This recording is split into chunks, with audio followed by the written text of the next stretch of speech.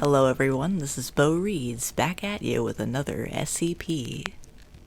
Tonight's SCP will be SCP-1981. And there is significance in that title. Item number SCP-1981. Object class Safe. I don't know if I believe that after the last one that said it was safe. I'm just saying, but here we go. Special Containment Procedures. SCP-1981 is to be kept inside a secure video storage unit at the Media Archive of Site Redacted.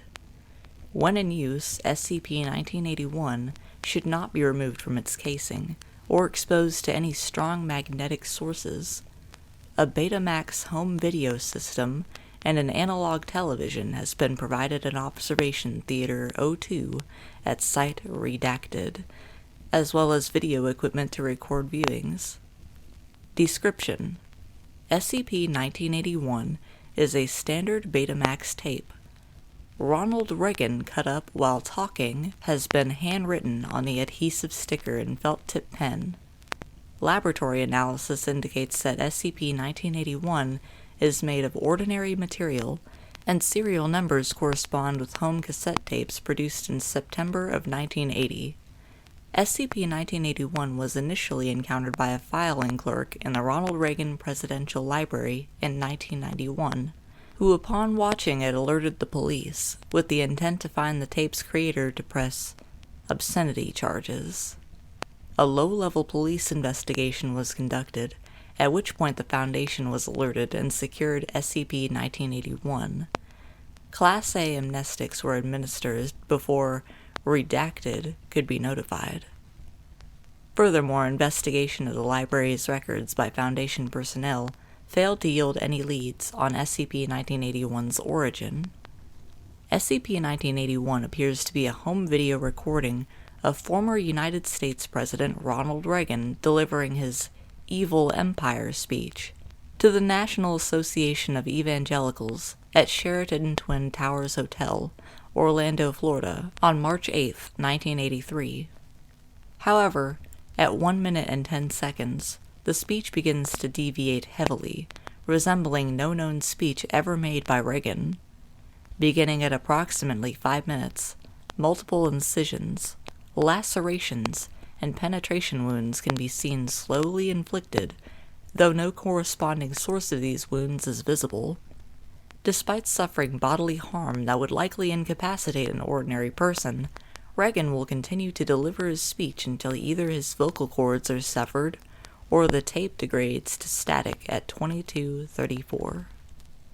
Upon rewinding SCP-1981 and initiating playback, Reagan will deliver an entirely new speech, often radically different from the ones previously observed. Topics have included torture, child molestation, and ritual sacrifice. Trauma inflicted upon Reagan also appears to be divergent, with impalement, genital mutilation, and redacted having all been observed.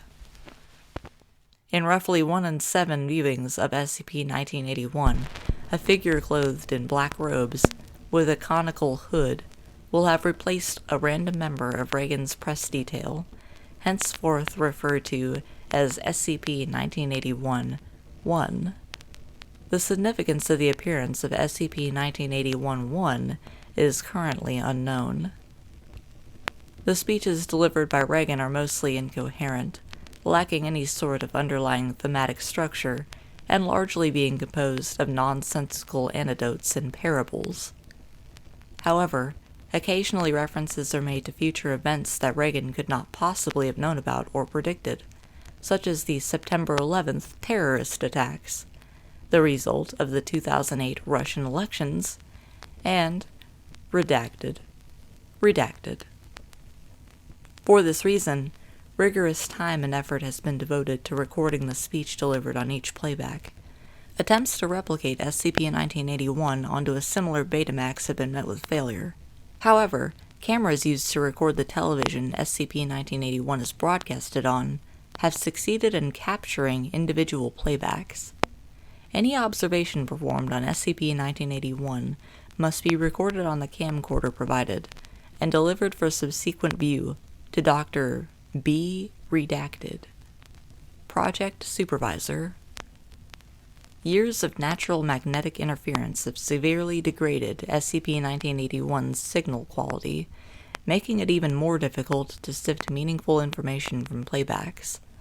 Additionally, the gruesome nature of the mutilations performed upon Reagan has been described as extremely disturbing, and for this reason it is recommended that any personnel feeling squeamish or ill after playback visit the on-site psychiatry facility for a Level 3 evaluation. As Ronald Reagan was alive at the time of SCP-1981's containment, a surveillance net was deployed to establish any relation between him and SCP-1981. No known connection was developed, though Reagan would frequently complain about nightmares before his mental state degenerated due to Alzheimer's. Excerpt about video transcript of recording made on Redacted 1993 0-17-24 Reagan. A renewal of the traditional values have been the tendons of this country's strength. One recent survey by a Washington-based researcher concluded that Americans were far more willing to participate in cannibalism than they have in the past 100 years. America is a nation that will not suffer abominations lightly. 7. And that is the core of the awakening. 12. 18. We will stop Al-Qaeda. Now there you go again. 0-17-53. Applause. 0-18-02. Reagan. For the first time we have risen, and I see we are being consumed. I see circles that are not circles, billions of dead souls inside containment. Unravelers have eaten this country's moral fabric, turning hearts into filth. I'm from a kingdom level above human. What does that yield? A hokey smile that damns an entire nation. 0-18-43. There is no hope. 0-18-59. Applause. 0-19-15. Reagan winces back, as if experiencing severe pain. Several new lacerations begin to manifest across bare eye socket, as well as punctures appearing to penetrate forehead and temples. Remainder of left arm is now cleanly bisected. 0-19-59. Reagan. Further consensus has proven that over half of all Americans still hate. Eaten whole by void, the emptiness, the sadness, the blackness, the darkness. Laughter. 0-20-30. Laughter continues until signal degrades into static. End transcript. Excerpt from video transcript of recording made on Redacted 1996 0-12-32. Reagan. I've been to the steel mills of Alaska and the cornfields of Nebraska. I've seen the derelict offices of Google burn with the window boarded up and the squatters inside them. I've seen the houses where they cut up the little babies. From coast to shining coast, I have walked empty down drooling path, indecipherable. The decaying flesh of false morality poisoning our children. I have stood atop the mountain of this greedy earth, looking upon our beautiful, pious pit, filled to bursting with the vast hands of helplessness. And did you know what I saw? 0-13-57. Hell. 0-14-20. The audience erupts into laughter. 0-14-32. Muffled voices can be heard behind camera. 0-14-45. Reagan. Now there you go again. 0-14-52. Laughter proceeds to die down. 0-15. Reagan. But truly now, We live in a fortunate time. This is a fortunate time. Time is on our side. Laughter. A stitch in 9 saves time. 0:15:40. There are your truths, and there are my truths. There are known knowns, known unknowns, and unknown indecipherable. Some of them are in the audience right now. 0:16:02. At this stage, wounds inflicted upon Reagan's neck appear to be so severe that it can no longer support the head. Speech degenerates into gurgles as Reagan violently jerks forward, spine being severed cleanly, and the head only being loosely connected to the body by strands of muscle tissue. Body remains animate for the next 3 minutes, and continues to gesture as spinal column appears to be withdrawn from the neck cavity, before finally collapsing. Tape degrades into static at 22:34. And a transcript. Video transcript of recording made on redacted 2002. Redacted. 05 level clearance required. Video transcript of recording made on redacted 2005. 0:00:00.